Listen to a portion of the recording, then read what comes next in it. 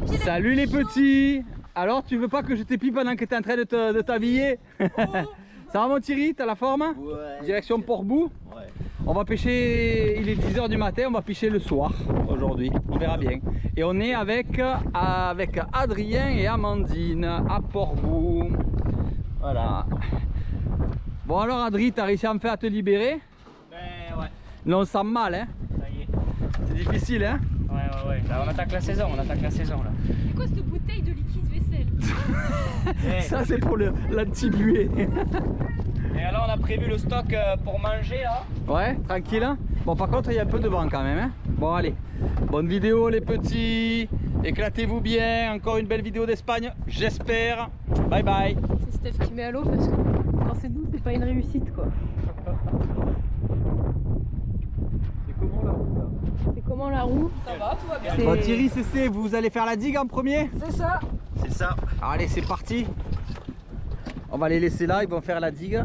Et nous on va aller un peu plus profond. Eh, me fais pas comme la dernière fois, me pique pas toutes les dorades hein. On va voir. On va voir. Allez c'est parti. Pendant que Thierry et Océane sont en train de faire le bord de la digue, on essaye un peu de descendre et de chercher quelques poissons sur la grande baie qui se trouve après Port-Bou. L'eau est encore froide comme vous le savez hein, en ce mois de mai. Disons qu'on a tellement envie que l'eau soit chaude qu'on oublie que l'eau est froide encore longtemps dans nos régions. Et en fait le poisson quand l'eau est chaude en surface et froide au fond, eh bien, il se situe dans très peu d'eau.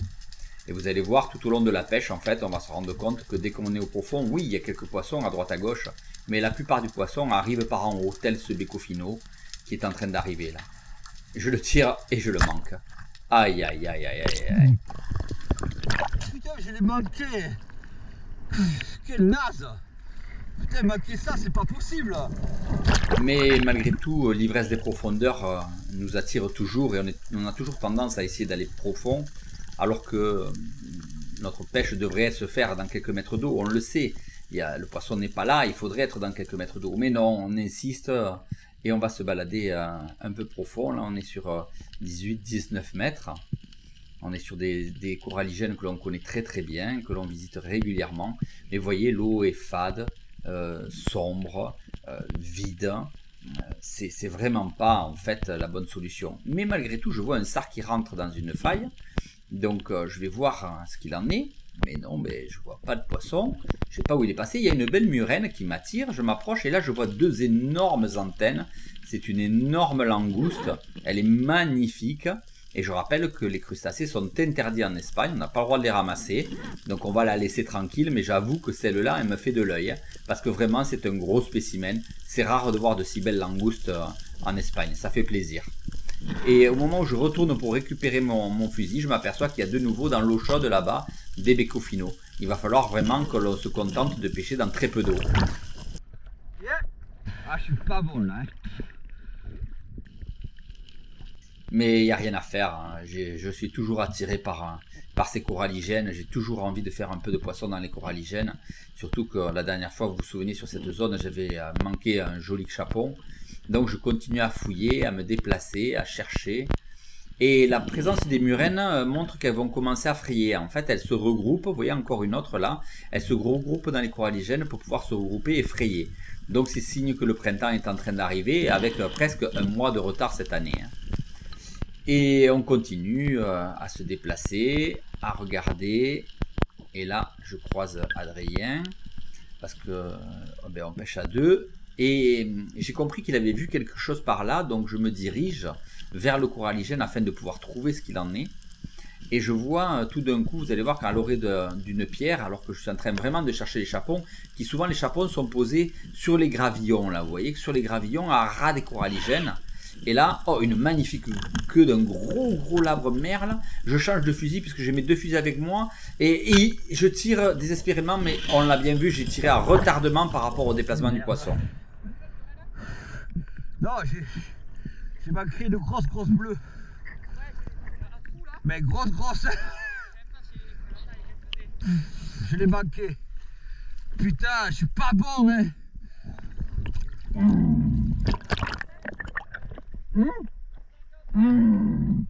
C'est une catastrophe cette cinquantaine, hein. Une catastrophe, hein. Tu rates un trou, un éléphant dans un couloir. C'est vrai qu'en ce moment, on n'est pas bon. Hein. Enfin, passons. Je suis pas bon. Et je redescends pour aller voir la faille à chapon dont on a l'habitude. Et là, j'aperçois plein de sards devant la faille qui sont en train de rentrer dans la faille. Je les vois les uns derrière les autres. Je me dis, oulala, on va essayer d'appeler Amandine, on va essayer de lui faire faire des beaux sards. Parce que vraiment, il y en a beaucoup. Vous les voyez là rentrer complètement dans la faille. Alors je me dis, allez, je vais essayer de les immobiliser. Mais cette faille, elle est trop grande malheureusement pour les immobiliser. Donc c'est pas évident. Donc je décide d'aller poser quand même un fusil. Ah bah vous avez vu encore rentrer dans la faille là. Donc je vais poser un fusil d'un côté. Je vais poser un fusil de l'autre pour essayer d'éviter qu'ils sortent. Mais la faille est trop grande et c'est une erreur. Amandine, la faille est pleine.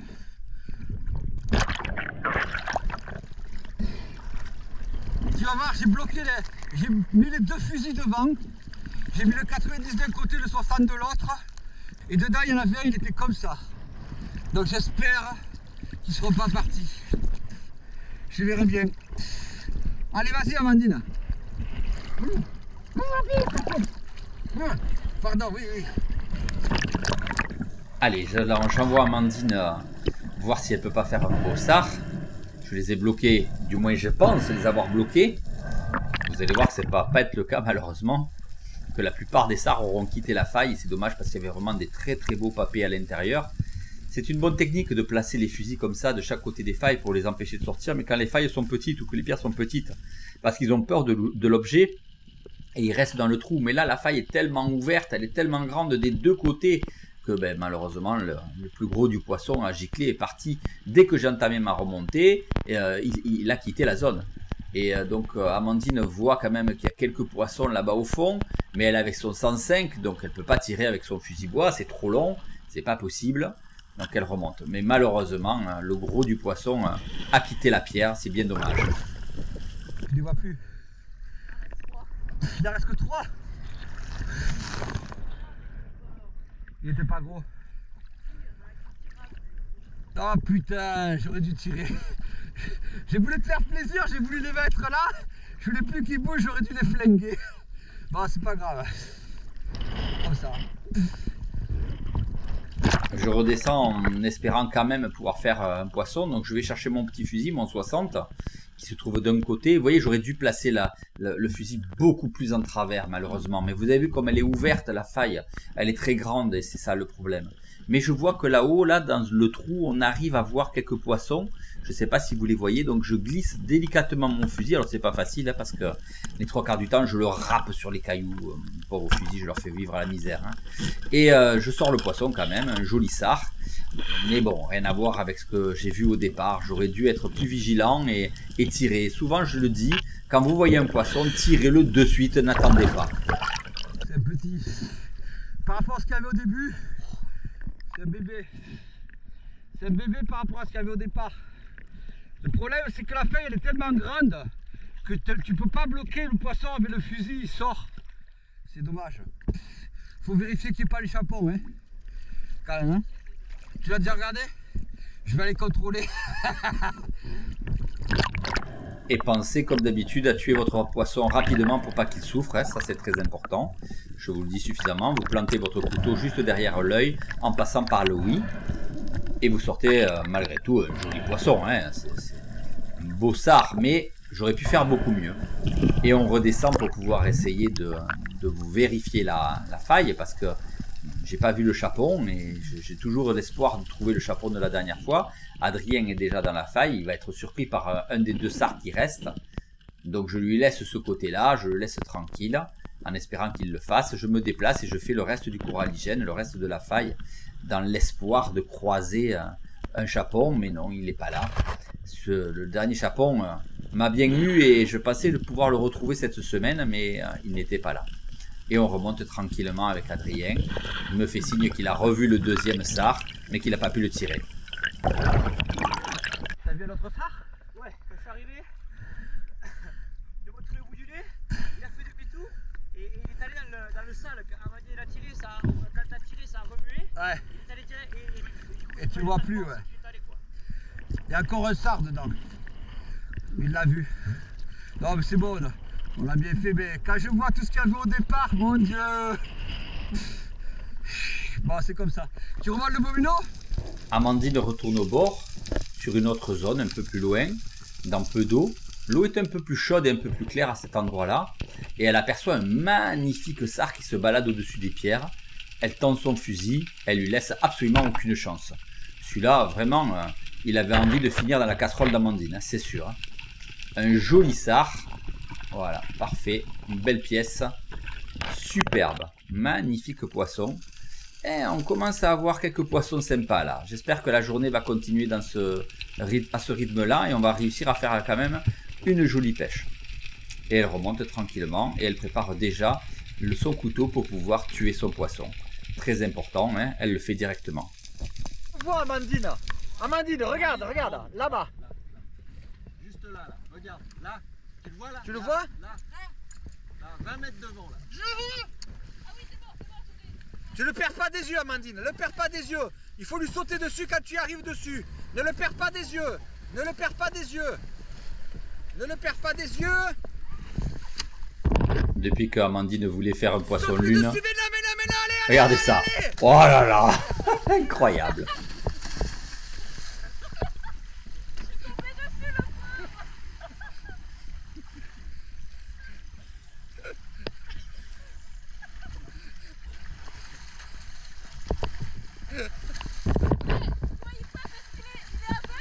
Ouais, il faut que tu l'attrapes par les deux nageoires en fait. Bien sûr, on relâchera les poissons. Hein. On ne les tue pas, ces poissons-là. On peut jouer un peu avec, on les martyrise un peu malheureusement. Mais bon, je vous rassure, c'est beaucoup moins dangereux de faire ça que de voir le nombre de poissons lunes qu'on voit touchés par les hélices de bateaux. Je peux vous dire que voilà, hein, c'est pas bien grave. On les caresse un peu et ensuite on les laisse repartir tranquillement. C'est un beau spectacle. Ils ne seront pas traumatisés, je vous rassure. De toute façon, on sait très bien que les poissons ont un peu de mémoire. Donc voilà, allez, Amandine descend et va le relâcher. C'est un beau poisson lune, elle s'est régalée, elle s'est fait plaisir. Et il repart tout doucement, tranquillement. Preuve que vraiment il n'a pas été traumatisé. Voilà, et c'est un poisson qui mange beaucoup de plancton et de méduses.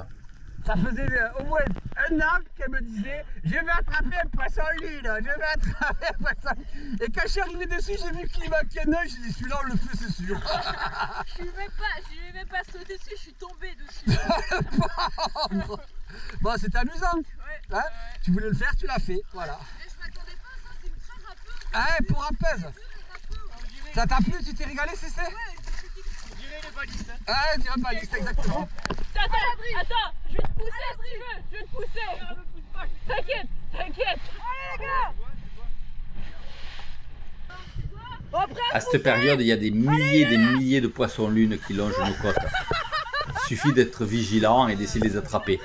On l'a raté, il est là les gars. Oh non, elle va pousser trop tôt. Non, t'as mis que la toute seule. Oh le saut qu'il a fait. Oh le malade, ça fait rien. Il a sauté tout seul, hein, c'est pas vrai. Allez, on reprend la chasse après ce petit intermède amusant. Et je continue à essayer de pêcher un peu à l'agachon pour voir si je peux pas faire quelques sars. On espère toujours croiser un prédateur, mais en cette période, l'eau est trop froide, ils sont toujours par là, ils sont pas rentrés. Les barracudas commencent à pointer le bout du nez, vous verrez en fin de journée, mais très haut dans l'eau chaude. Et c'est compliqué. Et puis on est sur des zones là où il n'y a pas beaucoup de courant et les barracudas sont pas là. Et au bout d'un moment, vous voyez, je vois un sar qui arrive, qui rentre.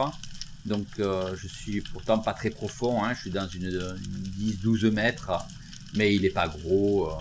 J'hésite, je le vois passer, je pourrais le tirer là, hein, sans difficulté, mais il n'est pas énorme, je préfère lui laisser la vie. Et je continue, et je fais bien parce que juste un peu plus loin, alors que je suis à l'indienne, un loup qui passe me voir tranquillement, et je le prends. Un joli petit loup. Donc ça c'est super bon à manger, c'est très très agréable. Et vous voyez encore une fois les prédateurs chassés dans très peu d'eau. Dans la couche d'eau chaude, puisqu'on voit que les anchois et les éperlans sont là, hein, vous les voyez. Et en fait, les prédateurs sont là. Alors je descends parce que j'ai coincé ma flèche au fond. Et si vous tirez depuis le fond, vous allez tordre votre flèche. Donc il vaut mieux descendre et récupérer sa flèche pour pouvoir éviter d'abîmer votre matériel. Un très beau tir, le poisson est séché net. Et une fois que j'arrive en surface, je le ramène à moi. Et bien sûr, comme d'habitude, on essaie de le tuer rapidement pour pouvoir éviter qu'il souffre. Un joli petit loup. Et on se régalera de le manger. Je peux vous dire que ça, c'est des poissons qui sont très très bons. Malheureusement, on trouve de moins en moins de gros poissons. Mais c'est comme ça. Il faut s'adapter à notre milieu. Et on continue les agachons. Alors, maintenant que j'ai compris que le poisson était vraiment dans peu d'eau, j'insiste plus très profond. Je reste dans une couche, on va dire 0,6 mètres, là où est le poisson. Et on va essayer de faire venir les bécofinaux. J'aime beaucoup pêcher le bécofino, vous le savez. Donc, quand j'arrive au fond, vous m'entendez, je racle ma crosse contre le fond. C'est radical. Alors, certains sars s'en vont, mais d'autres vont être intrigués. Ils ont l'impression que c'est une dorade qui est en train de manger. Hein. C'est d'ailleurs un son qui est beaucoup appliqué pour pouvoir faire venir les dorades. Elles aiment bien ça parce qu'elles ont l'impression que c'est une congénère qui est en train de manger sur le caillou. Et vous ne bougez plus après, vous pouvez réinsister au bout d'un petit moment. Là, je vois que les sars sont en train d'arriver. Je réinsiste pour essayer de les faire revenir. Mais ils sont vigilants. Mais ils commencent à rentrer. Ils rentrent et je me tapisse, vous voyez, parce que je vois qu'ils ne veulent pas rentrer. Quelques appels de gorge pour finaliser leur curiosité. Ils rentrent. Il y a un joli bécofino et ce coup-ci, je ne le loupe pas. Et je l'accompagne dans son déplacement pour éviter qu'il se déchire. Je lâche mon fusil, je remonte, il est allé se mettre à trou, je me ventile. Pendant que je me ventile, de suite, j'attrape mon couteau, de façon à être prêt quand je vais descendre de pouvoir le tuer. Parce que je ne sais pas comment il a été pris. Il ne faut pas que je tire sur la ligne, parce que si je tire fort sur le nylon, il peut se déchirer. Donc je préfère descendre, être prêt à réagir avec mon couteau à tout moment. Je descends, je suis ma ligne, je vois ma flèche. Et je vois pas où est mon poisson, je vois le nylon qui part par là. Ah, ça y est, il est là. Donc vous voyez qu'il est énergique et je le sors et puis je vois que là il est bien accroché, donc j'ai pas besoin de le tuer. Donc on va s'occuper d'abord de défaire tout le nylon qui est accroché dans les rochers, dans les petites excavations que fait le rocher, les petits morceaux de coquillage et voilà, et je remonte tranquillement jusqu'à la surface avec mon poisson. Il vaut mieux gérer ça comme ça. On se ventile en surface et une fois qu'on est en surface, là on peut gérer son poisson, on peut le remonter et on peut de suite l'achever pour pas qu'il souffre. Un beau bécofino, hein, c'est une belle pièce, hein. Ça fait plaisir. Moi j'adore ces poissons parce que je trouve que de tous les sars, c'est celui qui a le meilleur goût. C'est vraiment celui que je préfère à manger et de loin, donc je ne le laisse jamais. Un poisson de plus. Pendant ce temps-là, Océane trouve encore des murènes, hein, preuve qu'elles se regroupent toutes hein, dans très peu d'eau. Et alors qu'elle pêche avec Thierry, Thierry déclenche un tir. Vous allez voir. Voilà, on l'a entendu. Océane descend sur Thierry pour voir ce qui se passe. Elle le voit batailler, donc elle sait qu'il y a un poisson, on ne sait pas quoi. On n'est pas profond, il y a 5 mètres d'eau, un énorme chapon magnifique que Thierry a trouvé sous une pierre, comme ça, dans 5 mètres d'eau. C'est bien la preuve que l'eau chaude est en surface. Les petits poissons viennent dans l'eau chaude et les prédateurs viennent dans l'eau chaude. Voilà, donc quand l'eau est chaude en surface uniquement, il faut absolument s'obliger à pêcher dans très peu d'eau, même si ce n'est pas votre pêche. Magnifique.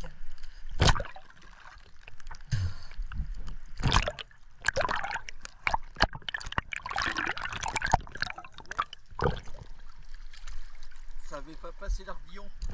Ouais, j'ai vu. Donc tu vois, faut insister pour faire. Attends, vas-y.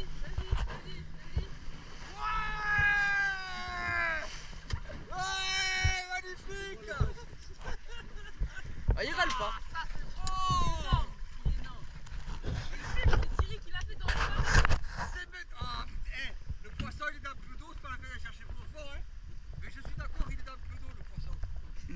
Après, ça dépend, c'est rare. Hein. Ah, regardez-le. Un chapeau dans pas d'eau.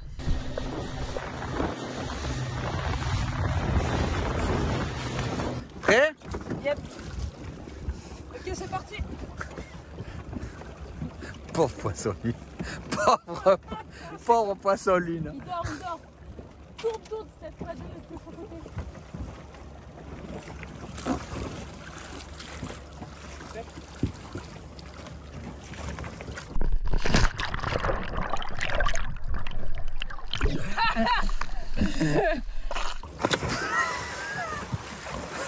si elle l'a eu. Ouais, là. Il y a qu'un poisson avec lui. J'ai sauté un peu loin quand même.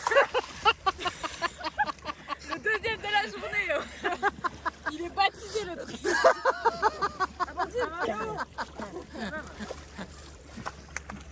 Allez go.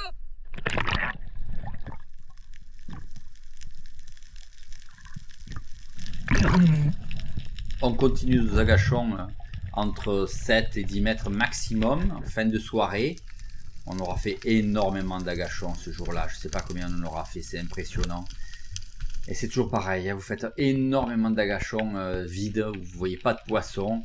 Pour avoir la chance par moment de croiser un poisson. Là, Amandine croise une belle bécune en surface.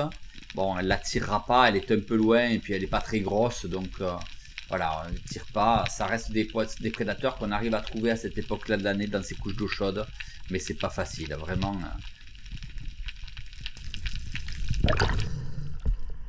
Trop petite.